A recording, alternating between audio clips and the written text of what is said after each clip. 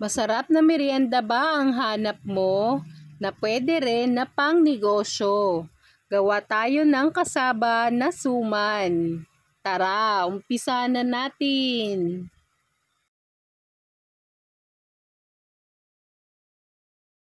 Dito po tayo sa Commonwealth Market bumibili ng kasaba. Ang per sako po ay 1,200. So yan po, babalatan na natin. Kung gusto nyo po ng ganitong mga video, please like and subscribe to our YouTube channel. Thank you and God bless!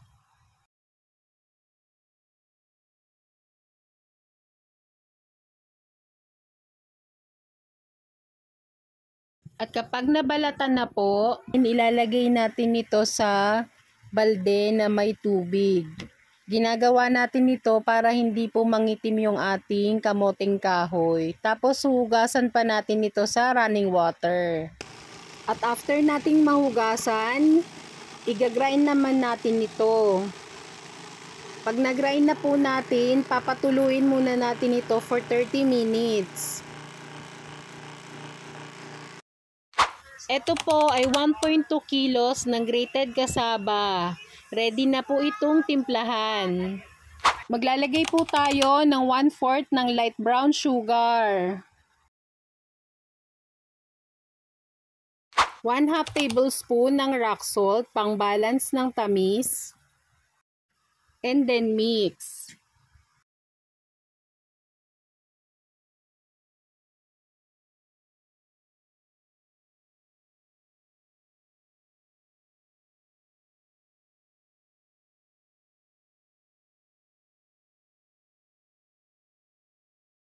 Kapag na well mix na po, isi-set aside natin ito. Gagawa naman po tayo ng palaman.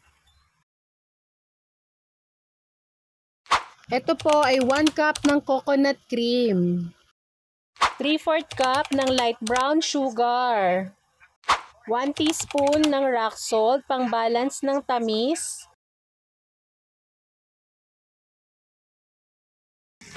Ilalagay na natin yung ating pinakayod na niyog. At hahaluin natin. Kaya po brown na yung kulay ng ating niyog. Pinakuluan na kasi ito ni Mama at nilagyan niya ng asukal para po hindi mapanis. Papakuluan lang muna natin ito for 3 minutes. At kapag ganito na po, pwede na ito. Papatayin na po natin ang ating kalan. Papatayin na po natin ang ating induction cooker at isi-set aside ang ating bukayo. Iluluto po natin ang dahon ng saging. Kung gusto nyo po ng ganitong mga video, please like and follow our FB page. Maraming salamat! Ginagawa natin ito para hindi masira ang dahon ng saging habang binabalot natin ang suman.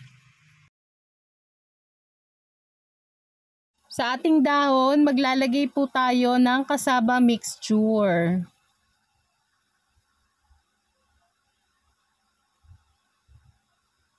Ayan po, i-spread lang natin ito. Lalagyan po natin ng palaman.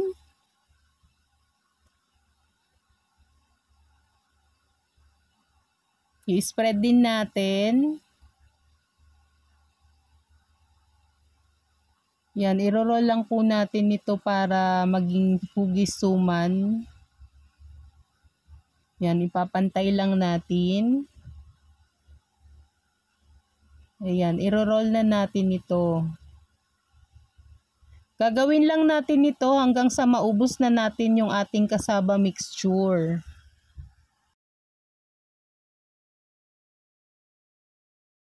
Ayan, nilagyan natin ng dahon yung kawali. Ayan. Nakabalot po tayo ng suman ng 16 pieces. Isasalang naman natin ito for 45 to 1 hour. At para po sa kumpletong sangkap,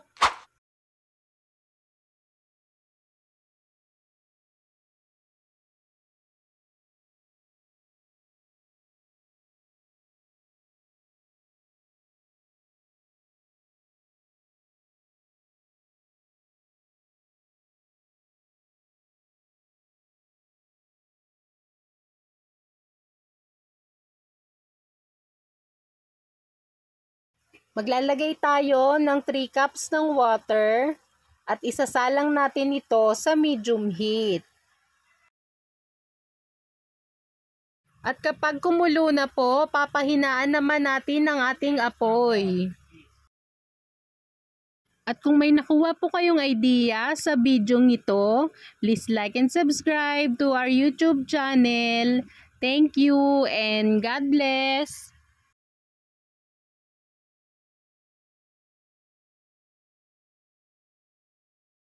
At eto na po ang ating suman sa kamoting kahoy.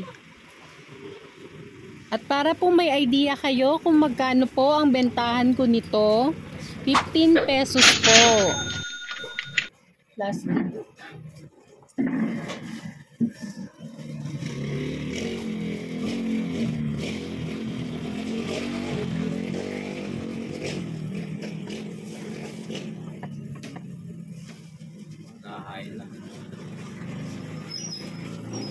Thank you for watching.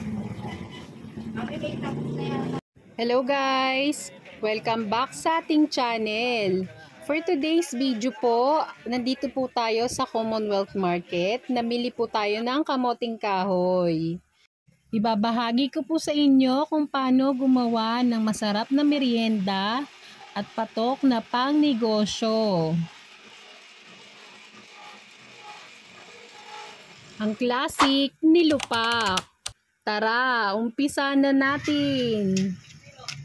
Nasa dulo po ng video ang ating complete recipe at ang ating costing.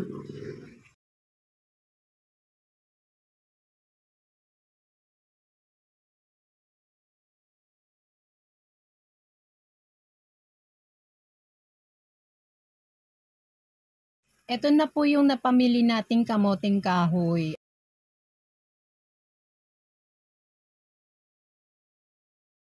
Bali po gumagawa tayo ng kasaba cake, suman ng kamoting kahoy. At ngayon po ay ibabahagi ko sa inyo yung paggawa ng nilupak. So, ito po babalatan muna natin ito.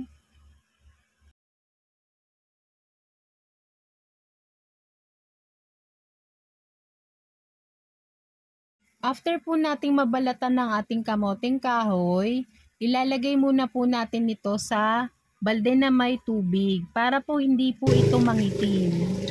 After naman po, huhugasan natin ito sa running water.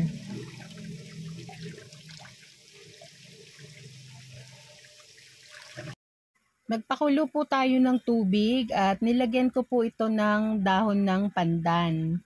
Optional lang naman po ito. Tapos po isasalang na natin ang ating kasaba. Sasalang natin ito sa medium heat for 45 minutes.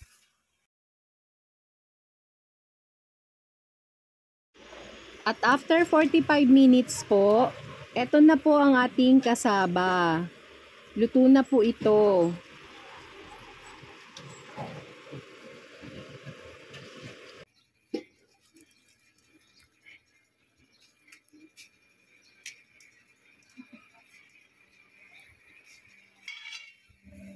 Natanggalin natin yung kahoy sa gitna.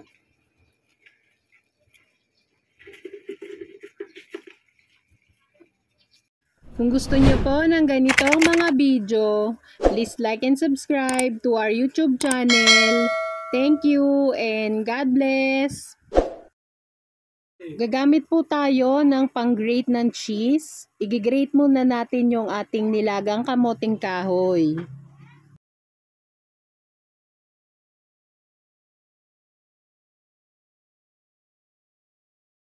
Yung rolling pin, nilagyan lang natin to ng cling wrap. Ang ating improvise. Improvise ang tawag. Pangbayo. Ganyan. O, diba? Okay. Titimplahan na po natin. Maglalagay tayo ng 1 cup of grated coconut, 195 grams of condensed milk, 1/2 tablespoon of iodized salt, pang balance ng tamis, 1/4 kilo of washed sugar, 4 tablespoon ng margarine,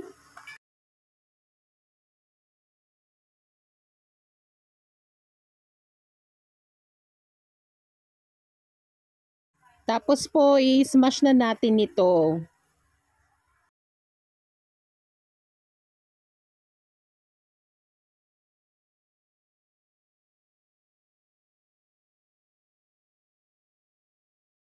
Ayan po, kapag binabayo ko po yung mga ingredients, nilalagay ko naman sa gitna yung nasa gilid ng ating bowl.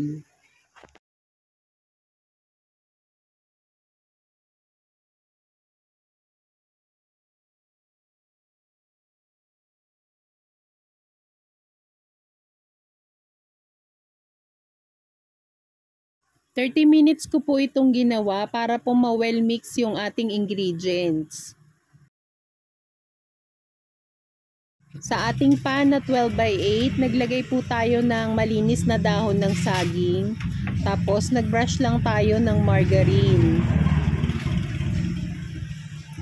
Ilalagay na po natin ang ating nilupak. Sana po ay may nakuha kayong idea sa bidyong ito. Please like and follow our FB page. Maraming salamat! At kapag nilagay na po natin lahat ng ating nilupak sa ating tray, ipaplat naman po natin ito.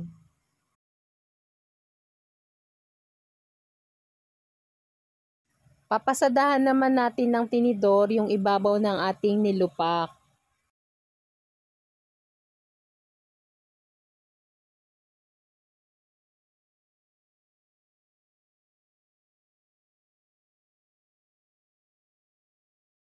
After naman po, i-slice natin ang ating nilupak.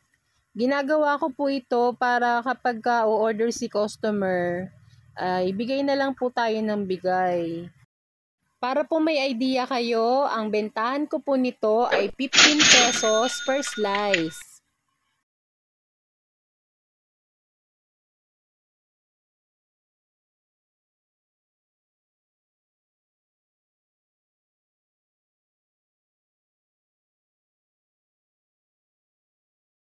Maglalagay naman po tayo ng toppings, grated cheese.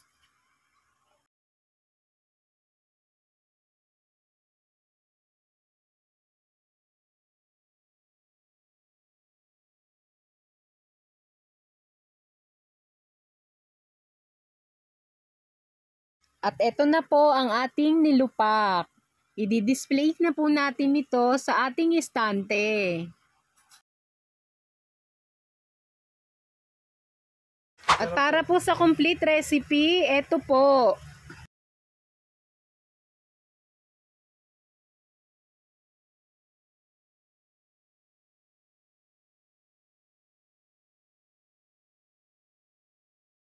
At para po sa ating costing, ang ating puhunan ay 143.75. At ang pwede nating kitain ay 156.25.